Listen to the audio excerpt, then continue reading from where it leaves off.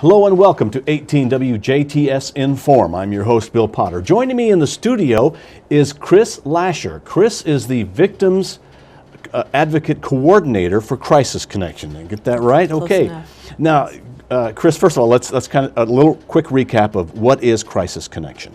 Okay. Crisis Connection is a not-for-profit organization that works with victims of sexual assault and domestic violence.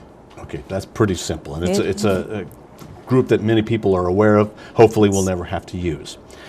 You are a victims advocate, Yes. Which means what?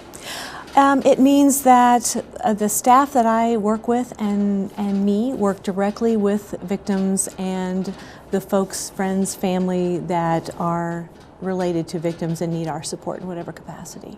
Now, oftentimes we think we live in a small community, whether it's Jasper or Ferdinand or Rockport or and it's small towns. Things like that don't happen, and a lot of times we think of that. But I know recently it has happened. Yes. There have been rapes and even a murder associated with in one case. So now it brings it home a little bit more for us. Who in this case maybe are some of the victims? Obviously, the rape victim is a victim, but who else is a victim? Certainly, and rape victims are not, I think we have this vision of some stranger jumping out of the bushes and a woman being raped. So oftentimes, more than not, the victims know the perpetrators, can be related to a perpetrator. So we deal with victims that are children, that are women, that are men. And when we deal with children, and I know we referred to this a little earlier in just previous conversation, if something happens to your child as a parent, you are impacted. So we have parents that we work with that are considered secondary victims based on recent crimes, as you mentioned. Really, as much conversation and as much fear that brings to a community, an entire community can practically be a secondary victim to that kind of violence. Or you may work with somebody and you find out that at some point in their life bad things happen to them. Absolutely. And you become a victim in a way because now you want to make sure that you work with that person without offending them. True. And I think there are so many misconceptions, especially about sexual assault. There's some idea that if you just wore more conservative clothing, if you weren't drinking, if there are certain things you weren't doing, that it wouldn't happen to you. And that's one of the biggest myths about any kind of rape or sexual assault is it's a crime of power and control. It has nothing to do with what a person's wearing. And so as a result, victims can feel somewhat of a certain amount of shame. They don't want to talk about it, and people don't know what to do with them. But we have people call in for advice and support regularly, even if they haven't been themselves but have a family member or a friend. And I think sometimes some of the misconceptions are Crisis Connection exists for the person who was offended to give them a call for help. And that's not really always the case. It can be someone who is related to that secondary victim, as we talk about. We get a lot of phone calls like that. They don't know about they don't know if something's really happened. They want to talk it through. We can do that. I know we, just in talking a little bit earlier, if a child has, if there's some knowledge that a child has been sexually assaulted or raped, the law requires that be called in, that be sent in, that be investigated. If someone is 18 or older, that person has the right to not prosecute. That being said, they still might want to come in and talk with us, but our services are all confidential. If we get a hold of if we know a child has been sexually assaulted or raped, we must, by law, call that into the authorities for the investigation. If an adult they can come in confidentially and talk, but it's their call on whether something gets pursued or not. And when we're talking about this, we're talking about sexual abuse, but we're also talking about physical or verbal abuse too. Is that Absolutely. right? Domestic violence falls in this line as well. Okay. Are there three kinds of abuse then? Sexual, physical, and verbal, or are there? Am I just summing it up too small? You've got a big chunk of it there. Also, just any kind of emotional or mental abuse falls in that line too. Financial abuse, someone who controls all the money in the household and does not let the other person have any access to funding or knows exactly how much gas is in the car, and if it's not in there, there's some conflict within the household. And how does Crisis Connection play into this? Well, our work with victims, someone can call in, they can talk to us anonymously, they can just talk with us and know it's not going to go any further.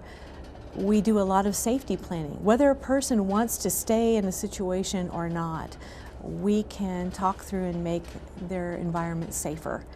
Let's say we always think that if someone's in a violent situation, they're just going to get out, they have to get out, and sometimes it can be really complicated. Children can be involved and lots of other situations, and so we can assist victims in planning safer. So if something's going to happen, they're safer, their children are safer. There's a lot of dynamics that Yes. play into any situation Yes. like that, and there's a lot of people who are, I guess, ancillary, who play a part in that, parents or a friend or a neighbor. So any one of those can call Crisis Connection and say, hey, I think I know somebody who's in a bad situation. What do I need to do? I guess, can anybody call and help for help? Absolutely can.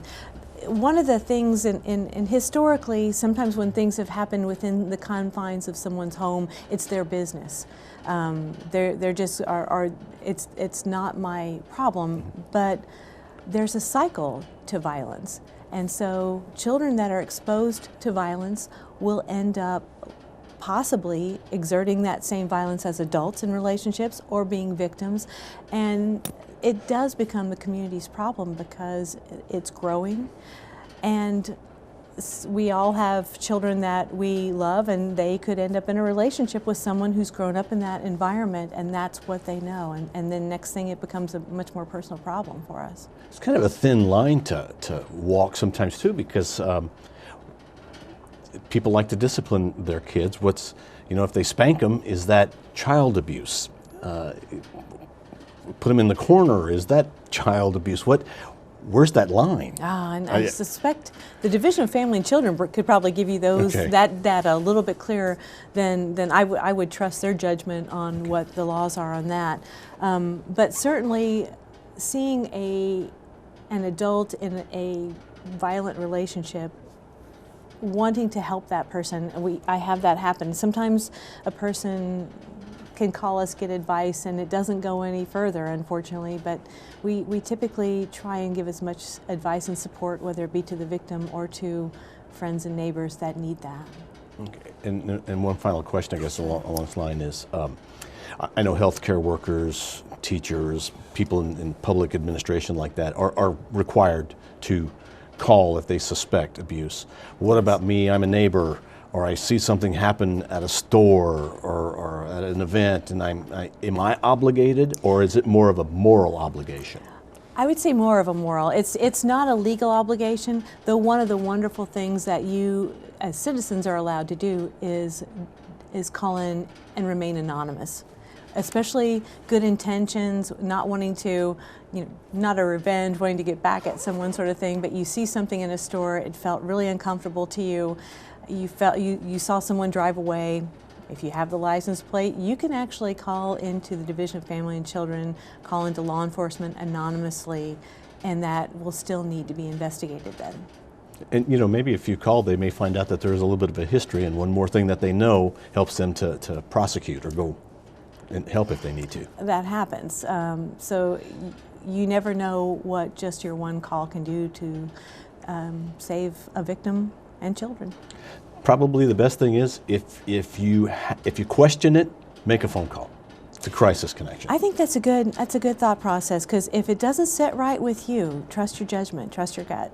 It's telling you need to at least take that next step and make the phone call. Person can call us too. We have the resource numbers for you to make that call. If you might not know exactly where to call, but we certainly can lead anyone in the right direction for that. All right, Kris, thank you very much. Anything you'd like to add? No, we appreciate the opportunity and know that we're here. If anyone in the community needs us, we're here 24/7. And if you would like to help Crisis Connection, check out their website. You can always make donations or maybe even volunteer. Absolutely. All right. Kris Lasher has been our guest. She is the Victims Advocate Coordinator for Crisis Connection. Thank you, Kris, for being on the show. Thank you. Thank you for watching WJTS Inform. We're local people watching local people.